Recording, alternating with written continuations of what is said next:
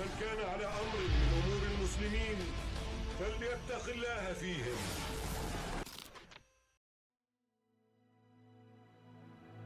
Kita masuki tanda-tanda yang ketiga, yaitu Ya'juj wa Ma'juj. Apa itu Ya'juj wa Ma'juj? Ya'juj wa Ma'juj ini hampir jarang disebut orang. Ya. Padahal Ya'juj dan Ma'juj ini bukan sesuatu yang asing. Ya. Dalam suratul Kahfi kalau orang sering membaca, mesti dia akan dapatkan Ya'juj wa Ma'juj. Apakah Ya'juj wa Ma'juj ini makhluk planet kah? Atau berupa apa gitu? Apa mungkin Ya'juj wa Ma'juj ini dalam bayangan sebagian orang mungkin semodel manusia kerdil begitu? Ya. Nah, untuk lebih jelasnya kita akan bicarakan dengan merujuk beberapa dalil-dalil.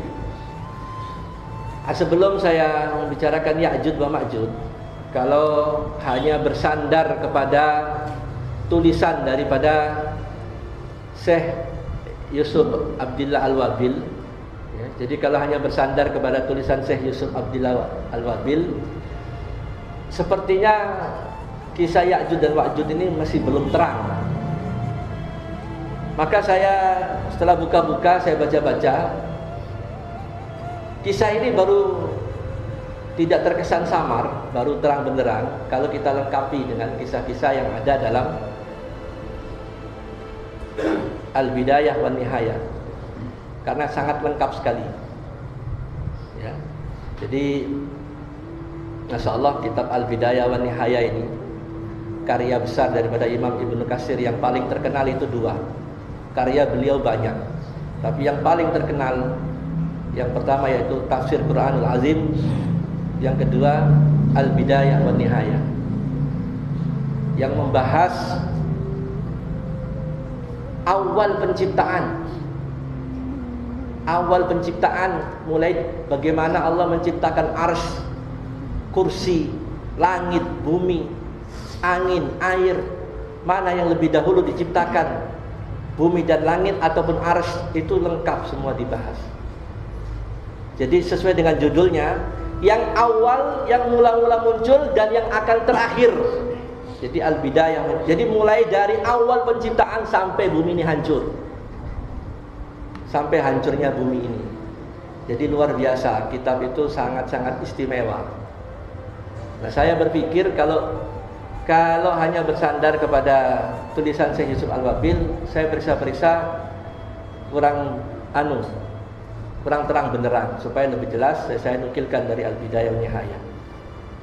Dan wallahu alam, kalau mampu kita kaji, ya kita akan kaji nanti.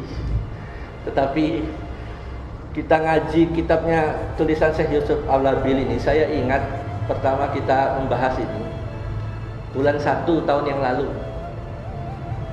Sekarang sudah bulan 1 dan belum semua habis, baru 85%, masih ada 15%. Ya. Kalau dipotong dengan uzur-uzur, nggak bisa hadir dan sebagainya, katakan yang sisa 15% ini, ya mungkin kalau digabung setahun lah, setahun baru selesai. Itu kitabnya segini tebalnya. Nah, kitab Al-Bidayah wan Nihayah ini ada 22 kitab. Lebih tebal, satu kitab itu lebih tebal dari kitabnya Syekh Yusuf Al-Wabil. Kira-kira berapa tahun? Kalau kita kaji, ya. Wallahu a'lam. Nah, di dalam Al-Bidayah wan Nihayah itu Imam Ibnu Katsir menukil dalil-dalil dari para ulama luar biasa dengan begitu lengkap. Jadi Ya'juj wa Ma'juj di dalam kitab Al-Bidayah wan Nihayah ini mesti kita harus kaitkan dengan satu kisah, yaitu kisah Zulkarnain. Ya. Coba dibaca Suratul Kahfi mulai dari ayat 83 sampai ayat 98. Ya. Baru lengkap berbicara Ya'juj dan Ma'juj harus membicarakan kisahnya Zulkarnain. Ya. Yas'alunaka an Zulkarnain kul watlu alaikum minhu dzikra. 15 ayat ini berbicara tentang perjalanan Zulkarnain, ya. Dan siapa Zulkarnain dan apa kerja Zulkarnain dan bertemunya Zulkarnain dengan Ya'juj dan Ma'juj. Ada dalam 15 ayat ini. Nah, untuk melengkapi kisah dalam suratul Kahfi 15 ayat ini, itu tadi saya mengambilkan dari Al-Bidayah wa Nihayah. Jadi yang pertama harus kita tahu Zulkarnain. Siapa Zulkarnain? Zulkarnain, ya, banyak orang hari ini namanya Zulkarnain, ya. Zulkarnain dalam kitab Al-Bidayah wa Nihayah banyak sekali orang mensifati, ya, Zulkarnain, ya.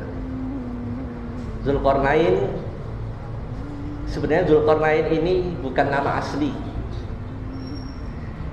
Nama asli daripada Zulkarnain itu Afridun bin Asfayan. Aneh kan namanya? Afridun bin Asfayan. Begitu dijelaskan dalam kitab Al-Bidayah wa Nihayah. Dari mana asal usul Zulkarnain? Dia berasal dari Yaman, dari suku yang paling terkenal yaitu suku Himyar. Lantas siapa Zulkarnain?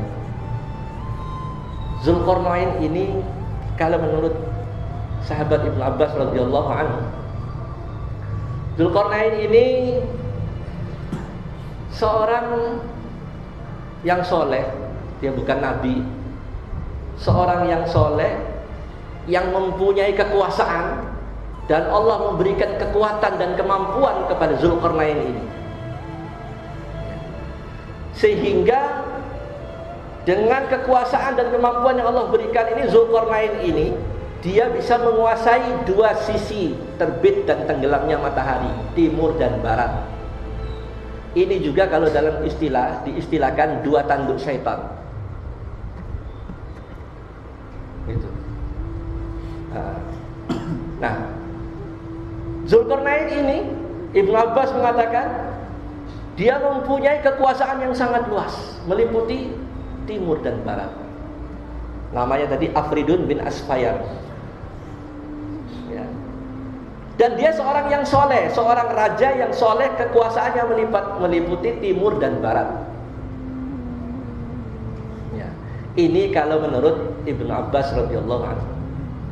Sementara kalau menurut Sayyidina Ali radhiyallahu anhu, dia disebut Zulkarnain karena dia memiliki dua tanduk. Jadi dia seorang raja yang memakai apa? Mahkota. Ya, raja yang mempunyai mahkota, yang mahkotanya itu ada dua tanduk. Ini kalau menurut Sayyidina Ali dalam kitab Al-Bidayah wa Nihayah dijelaskan seperti itu. Ya. Wallahu a'lam, bisa jadi dua-duanya benar. Tetapi yang perlu diketahui, Zulkarnain itu bukan namanya. Namanya adalah Afridun bin Asfayan. Dia dari Yaman, dari suku Himyar. Allah berikan dia kekuasaan yang begitu luas, meliputi timur dan barat. Dan dia seorang raja yang soleh, mukmin, orang yang beriman kepada Allah Subhanahu wa taala. Ya, jadi sebelum Nabi Muhammad beribu tahun ke atas itu sudah ada nabi-nabi. Bahkan nabi-nabi itu jumlahnya banyak. Berapa jumlah para nabi? Semua nabi dan rasul berapa jumlahnya? Semuanya berdasarkan hadis yang sahih 124.000. 124.000. Ya. Tetapi yang wajib untuk kita ketahui 25. Nah, Zulkarnain, Ali mengatakan dia seorang raja yang soleh, mempunyai kekuatan yang besar, dan dia mempunyai topengnya, mempunyai mahkotanya mempunyai 2 tanduk. Dzulqarnain. Wallahu alam, ya, kita berbaik sangka saja, bisa jadi dua-duanya benar. Sehingga dia disebut Dzulqarnain. Tapi nama aslinya Afridun bin Asfayat. Nah, Dzulqarnain ini dengan kekuasaan yang begitu besar, dia ditakdirkan oleh Allah mempunyai seorang pembantu, seorang menteri. Siapa menterinya Dzulqarnain? Nabi Khidir alaihissalam. Ya, menterinya Dzulqarnain itu Nabi Khidir alaihissalam. Dan perlu diingat, Dzulqarnain ini ada 2. Ya, Dzulqarnain yang pertama dan Dzulqarnain yang kedua. Ya. Jadi Dzulqarnain yang pertama itu, ya, Muslim. Dan Dzulqarnain yang akan muncul berikutnya yang kedua itu musyrik. Jarak antara 2 Dzulqarnain ini 2000 tahun kata Imam Ibnu Katsir. Ya, nah ini Dzulqarnain. Nah, seorang Sufyan Ats-Tsauri memberikan komentar, ada 4 manusia di saat itu, kata beliau, ada 4 manusia di muka bumi ini yang Allah berikan kekayaan dan kekuasaan begitu besar. Ada 4 manusia yang Allah berikan kekayaan dan kekuasaan begitu besar. 2-nya mukmin, 2-nya musyrik. Siapa 2 yang mukmin ini? Nabi Sulaiman dan Dzulqarnain. Sementara siapa 2 yang musyrik ini? Ya. Yang musyrik ini yaitu Namrud dan Dzulqarnain yang kedua ini. Nah, dia seorang musyrik. Ya. Seorang musyrik, seorang majusi. Ya. Nah, Dzulqarnain yang kedua ini, kalau Dzulqarnain yang pertama mempunyai pembantu Nabi Khidir, 2000 tahun ke depan muncul lagi Dzulqarnain, ya, seorang musyrik. Dia seorang raja Babilonia. Babilonia ternyata Babilonia ini satu negeri kuno, ya. Ya, sebelum Masehi itu terkenal dengan Babilonia. Terletak kalau sekarang ini termasuk di wilayah Irak. Nah, Dzulqarnain yang kedua ini, ya, musyrik dan mempunyai pembantu. Siapa pembantunya? Aristoteles. Aristoteles pembantunya. Ya.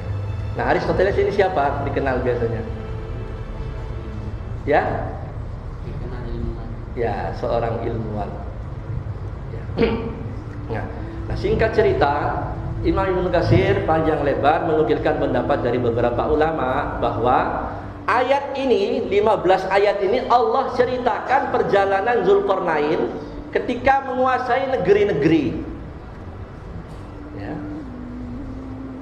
Mereka bertanya kepadamu, ya, yas'alunaka an Dzulqarnain. Maka katakan Muhammad, aku akan ceritakan kisah mereka. Nah, itu ayat 83. Nah, bagaimana kisahnya? Dzulqarnain, ya, dengan kekuatan yang begitu besar, ya, dengan didampingi oleh Nabi Khidir menaklukkan negeri-negeri. Dan negeri-negeri yang ditaklukkan itu makmur akhirnya. Sampailah ke satu tempat, ya, tempat itu dijelaskan oleh para ahli sejarah di dalam kitab Al-Bidayah wan Nihayah itu. Imam Katsir menukil beberapa pendapat ahli sejarah.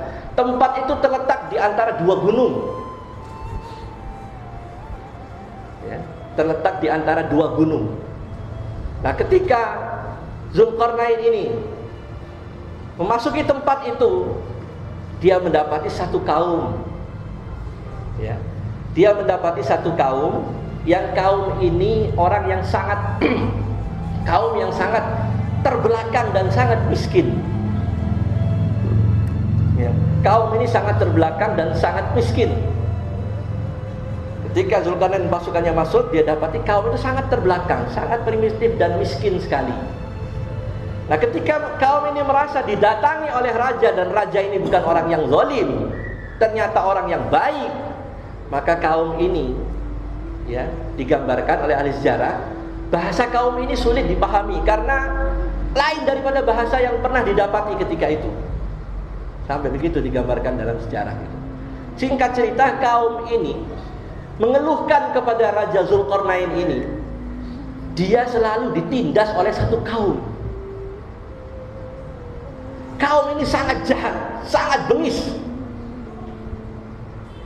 Ya, sangat jahat dan sangat bengis.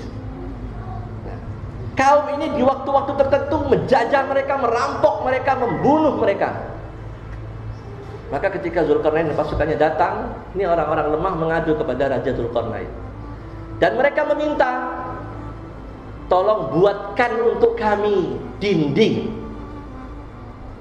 ya, dinding yang tinggi dan besar, sehingga kami tidak diganggu lagi oleh Ya'juj wa Ma'juj. Gitu. Nah, maka Zulkarnain dengan taufik bimbingan dari Allah dan kekuatan dan kekuasaan yang dia miliki, digambarkan dalam 15 ayat suratul Kahfi ini, dia memerintahkan ya seluruh rakyat bekerja dengan pasukannya sehingga dibangunkan dinding yang begitu dahsyat, begitu besar, terbuat dari besi yang dicor dengan tembaga. Dinding itu begitu tinggi, ya, dinding Zulkarnain terkenal itu. Ya, dinding itu begitu tinggi. Dinding begitu tinggi dan dua gunung itu juga tinggi gitu. Dan mustahil orang itu akan bisa mendaki dinding itu. Nah, dalam kisah Zulkarnain itu diceritakan seperti itu. Singkat cerita, Raja Zulkarnain membangunkan dinding itu ya, sampai selesai. Nah, kisah itu Allah abadikan dalam 15 ayat ini. Tetapi di ayat yang 15 ini itu ada batas akhirnya, dinding itu tetap akan jebol pada satu waktu. Yang di dalamnya itu ada Ya'juj wa Ma'juj. Dinding itu tetap akan jebol. Ya. Yaitu qul hadza min fadli rabbi. Apa? Ayat 98. Qala hadza rahmatun min rabbi. Fa idza jaa wa'du rabbi ja'alahu dakkaa wa kana wa'du rabbi haqqan. Begitu selesai bangun dinding, Zulkarnain mengatakan, ini adalah karunia terbesar dari Robku. Dan ketika janji daripada Robku tiba, dinding ini nanti akan luluh lantak. Dan janji Robku itu pasti benar adanya. Semua ulama sepakat, dinding itu nanti akan bobol menjelang makin dekatnya hari kiamat. Dan itu oleh para ulama dijadikan salah satu di antara 10 tanda besar hari kiamat. Nah, itulah Ya'juj wa Ma'juj yang sampai sekarang ini berada dalam dinding itu. Ya.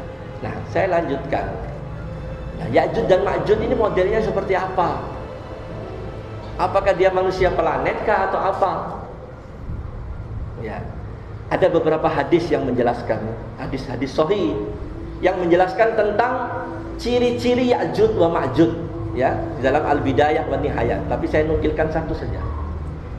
Inna dari Ibnu Umar ya, hadis ini sahih menurut syarat Bukhari dan Muslim.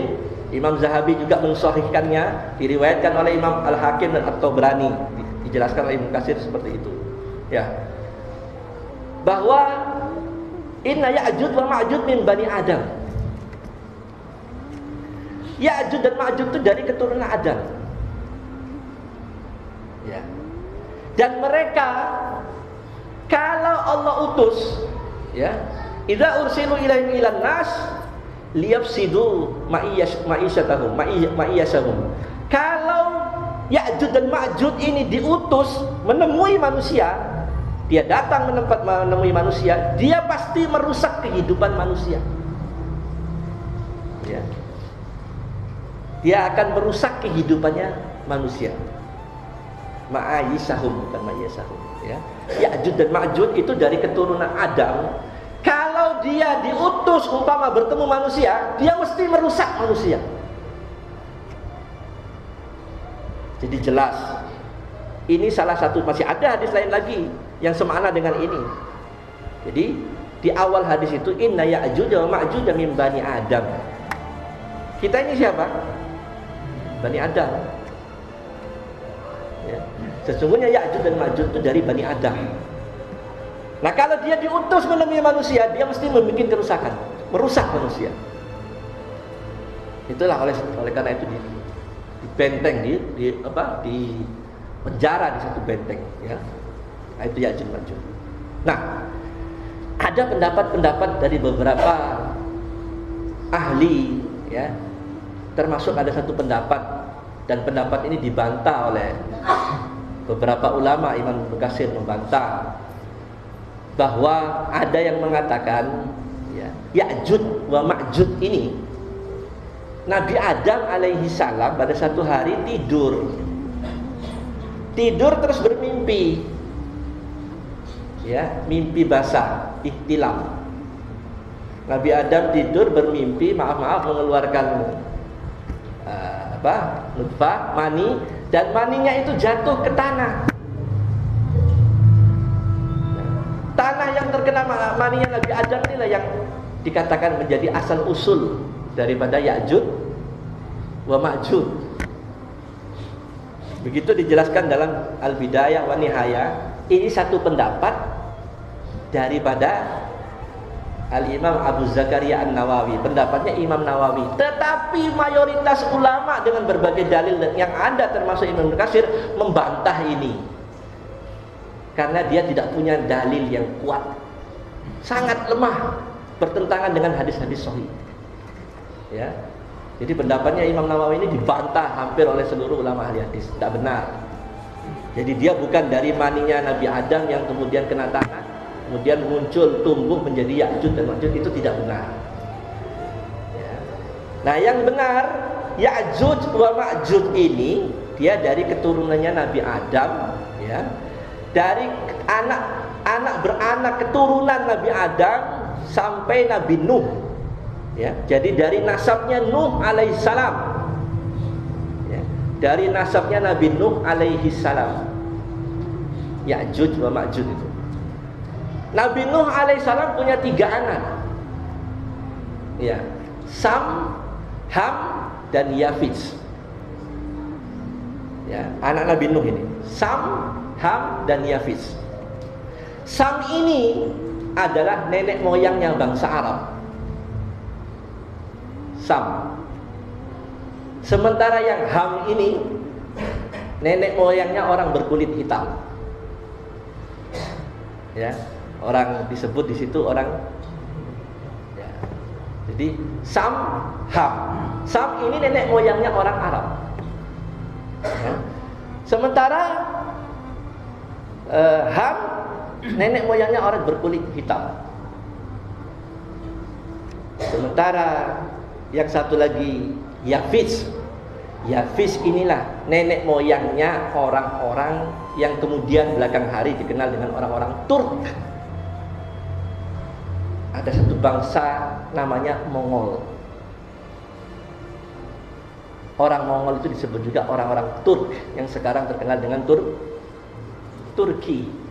Orang asli Turki yang sekarang ini sudah blaster dengan Eropa. Ya. Orang Turk yang asli itu orang Mongol, digambarkan oleh para ulama dalam kitab itu. Ya. Jadi Yafis itu nenek moyangnya orang-orang Mongol. Sementara Ya'juj dan Ma'juj itu bahagian daripada mereka. Ya. Ciri-ciri Ya'juj dan Ma'juj itu orangnya sampai digambarkan mukanya itu seperti perisai. Gimana kira-kira? Apa? Pelak. Ya, lebar. Ya. Mukanya lebar seperti perisai. Matanya sipit.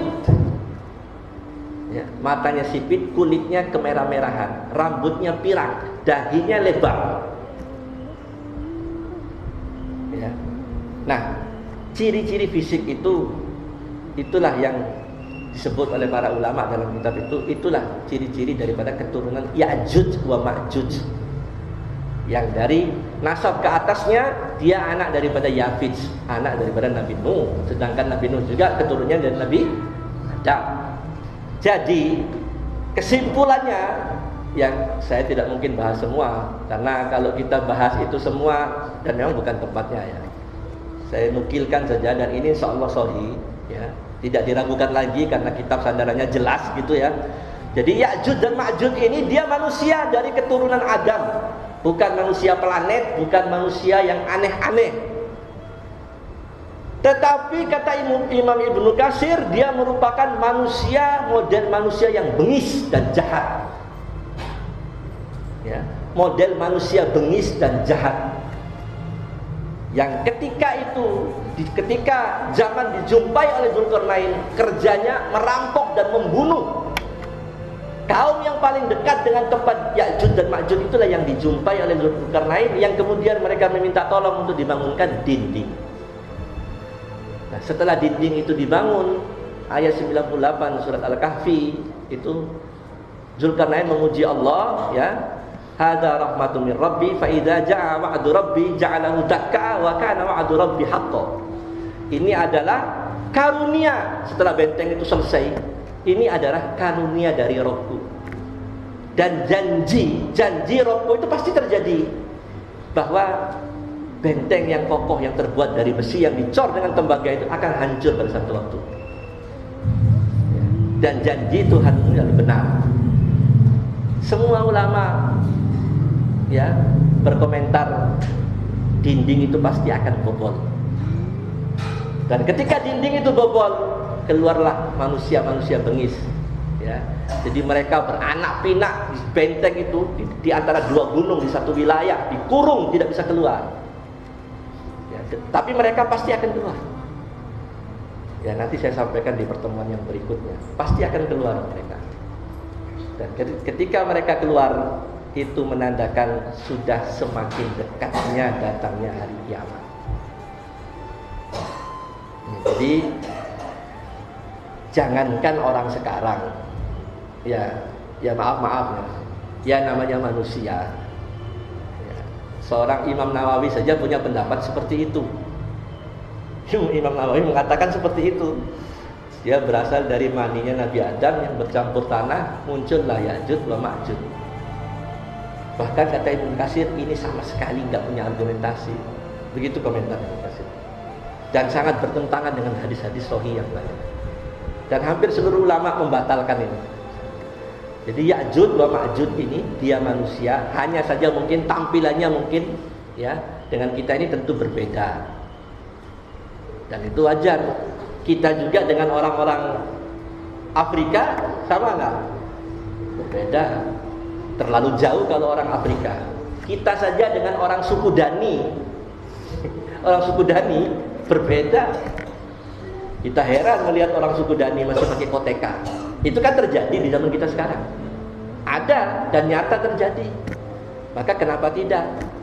Ya'juj dan Ma'juj ini manusia yang memang ya realitanya dia sangat kejam, suka menghancurkan, menjajah, merampok.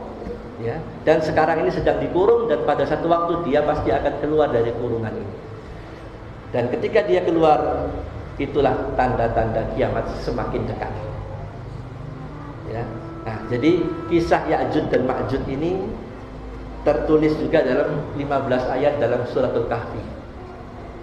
Ya. Jadi jelas Ya'juj dan Ma'juj ini merupakan tanda besar kiamat yang ketiga, dan dia pasti muncul. Ya. Jadi jangan dikias-kiaskan. Ya. Kalau kita menukil pendapatnya Syekh Muhammad Abdul dan pengikutnya, Syekh Muhammad Abdul dan pengikutnya, Dajjal itu kiasan. Kiasan Dajjal katanya. Dajjal itu bukan sosok manusia, dia dan itu kiasan. Semua yang merusak itu Dajjal. Gitu. Begitu juga Nabi Isa turun, itu mereka tidak sepakat. Gitu. Padahal, Masya Allah, begitu jelasnya para ulama menjelaskan ini.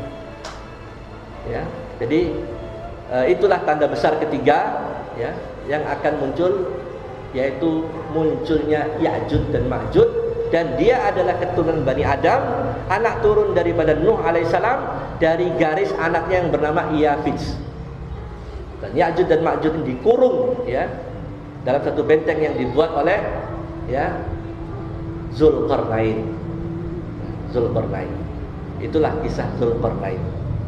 Ya, jadi Zulkarnain itu ada dua, ya. Zulkarnain yang muslim dan Zulkarnain yang musyrik. Masih ada lanjutannya. Lanjutannya yaitu dalil-dalil Quran dan Sunnah tentang akan pastinya keluar dari Ya'juj dan Ma'juj. Ya, waktunya sudah mepet. Insyaallah kita akan lanjutkan pekan depan. Subhanakallahumma bihamdika asyhadu an la ilaha illa anta astaghfiruka wa atubu ilaik. Assalamualaikum warahmatullahi wabarakatuh.